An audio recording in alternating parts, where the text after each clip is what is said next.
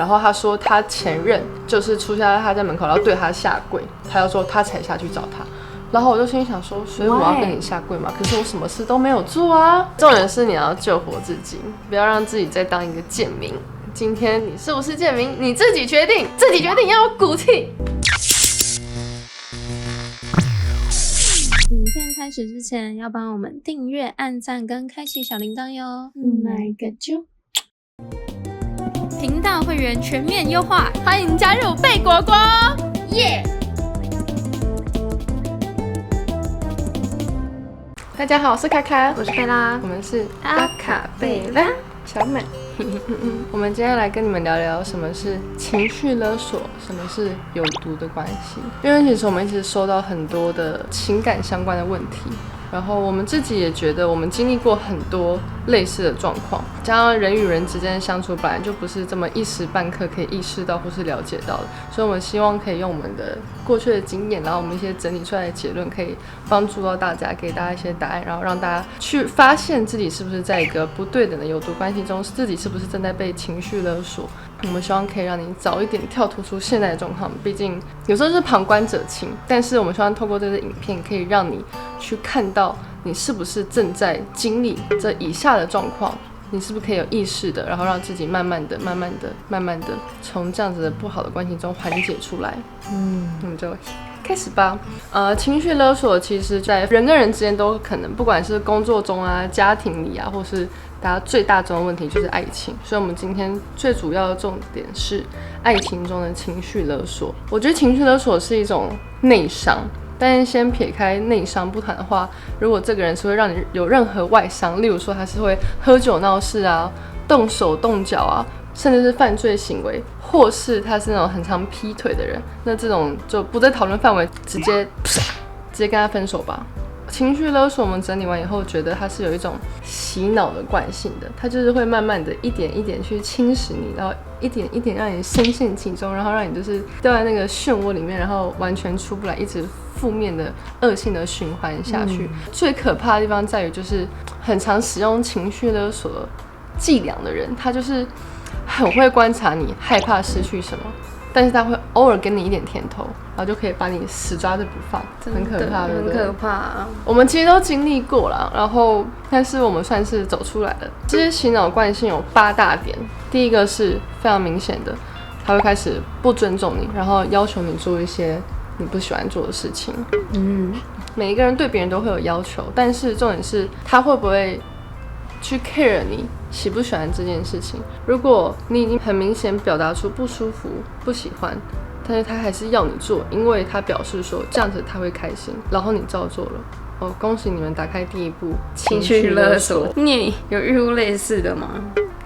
超级长的这个我觉得大家都会遇到。然后我觉得我以前的个性就是我明明就不舒服，可是我不敢讲。我相信有很多人也是这样子的，因为我们害怕让对方就是觉得失望，可是我们就委屈自己，然后就这样子一步一步的掉入循环中。后来就是会学会去表达我真的不喜欢什么事情，然后这些是需要练习的。如果你真的表达了，可是他还是继续做，那开启第2个循环他会开始扭曲你的认知，扭曲事实，甚至是他会凭空想象，就是你明明没有做过事情，但是他说我就是这么觉得，你就是有做，你就是不准再做看你这个表情就是有遇过啊。有啊，毕竟因为我的个性比较像男生嘛，然后我觉得很多男生朋友，男生朋友通常不是都会这样勾肩搭背嘛？因为我也习惯他们做这个动作，他们对我没有任何想法，我是知道的。被看到了之后呢，对方就觉得我跟那个男生一定有怎么样，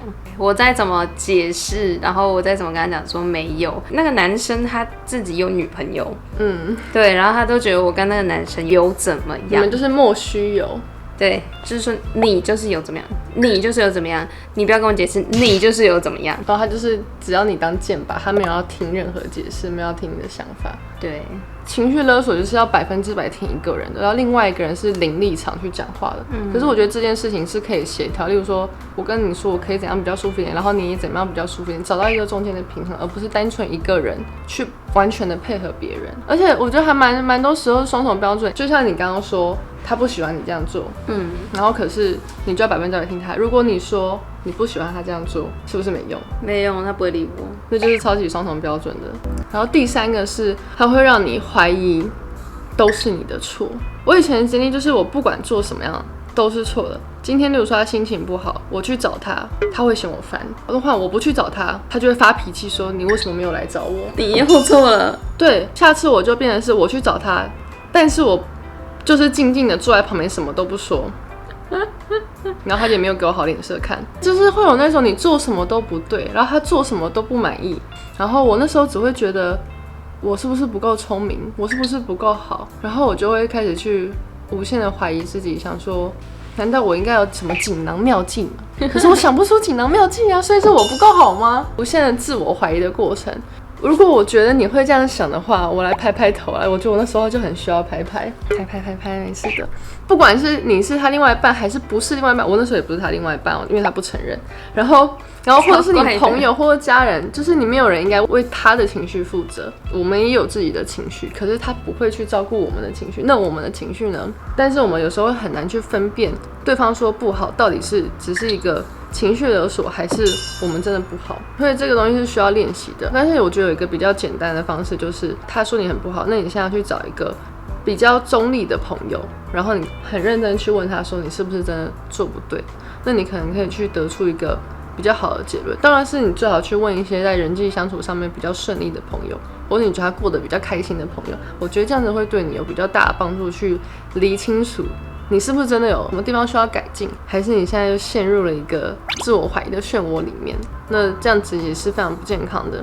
第四个，对方很容易会贬低你，让你觉得你不够好。因为像我们在怀疑自己的时候是非常脆弱的，然后你在被一记弄上去以后，你可能就会在乎这个人，所以你会在乎他的想法，然后他就会给你一拳重拳，然后让你觉得对你就是错的，你就是不够好，你就是该听我的。通常会这样的人他们都还蛮花言巧语的，因为他们会很知道你的弱点在哪里，我们就会在那个弱点上一直被插钉子。我觉得有一个很大很好解的方式，就是你是不是觉得很不舒服，是不是觉得很委屈？那如果是的话，你就应该站起来了，你就不应该被这个人盯得死死的。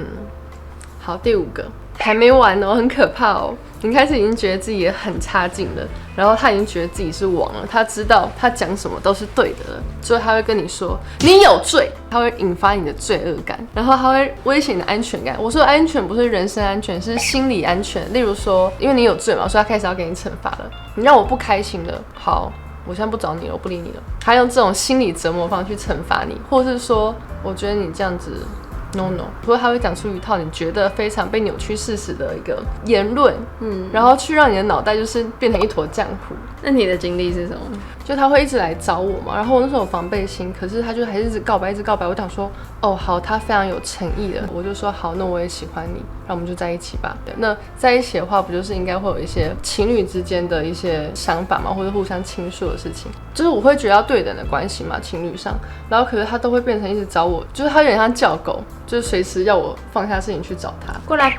对，他会把他所有不如意都全部推在我身上，然后让我一直觉得好像都是我害的。然后重点是他后来又说我也不是你的另外一半，超级莫名其妙。他又说你只是一个重要的人，可是你不是我另外一半。然后我就说那你前面讲的是什么？然后他就会说那是那个时候为了表现给你看好的一面。他也直接不包装了，反正我只要提出任何问题，他都会否定我。然后他就会说反正就是你害的，反正他就是不来找我，可是他要我去随时去找他，然后就会让我觉得我的罪恶感很重。然后他会常常搞消失，重点是他说他要我突然出现在他家门口，然后他说他前任就是出现在他家门口，然后对他下跪，他要说他才下去找他。然后我就心里想说，所以我要跟你下跪吗？可是我什么事都没有做啊。当然我没有去下跪，我还有这个理智在。但是后来我就想说，好，你既然要我找你，那我就真的传讯息给他。那后来我又不传讯息给他了，然后结果他就开始直接冲来我家，在我家门口狂敲，他就叫我本名，然后说你现在不出来是不是？你不出来是不是？好啊，你要这样子，我知道你在里面啊。那我走啦，我走了就再也不回来了。我就说你走了啊，我开门啦，结果你走了。他就说那你现在上来接我，我就说你要上来你自己上来，你刚不是已经上来了吗？他就说我不要，他要我下去接他。我就说那我不要。我就不理他，我那时候就已经受不了，我就去做自己的事。他又传讯说，我已经在楼下等了你1个小时了。他还在等你去接他。然后我就想说，我没有叫你等我啊。然后我说我要去睡觉了。他觉得你一定会下来。对，我那时候就是已经受不了了，因为我已经知道这在情绪勒索，然后我已经想让自己出来了，然后结果他就突然给我夺命连环扣哦，反正后来我就真的受不了，我就接起来，我说什么意思？然后他一劈头就开始狂骂，一直骂，然后我就说反正我们也没在一起，就我要睡觉了，然后我就挂掉了。我那时候觉得自己很帅，但是我其实好像还是有哭吧。我就是觉得为什么会遇到这种鸟人？他就是在引发我的罪恶感，还有威胁我的心理上的安全感，因为他就一直说他要走了，然后我就觉得我真的是受够了，我要走了。那你就走啊！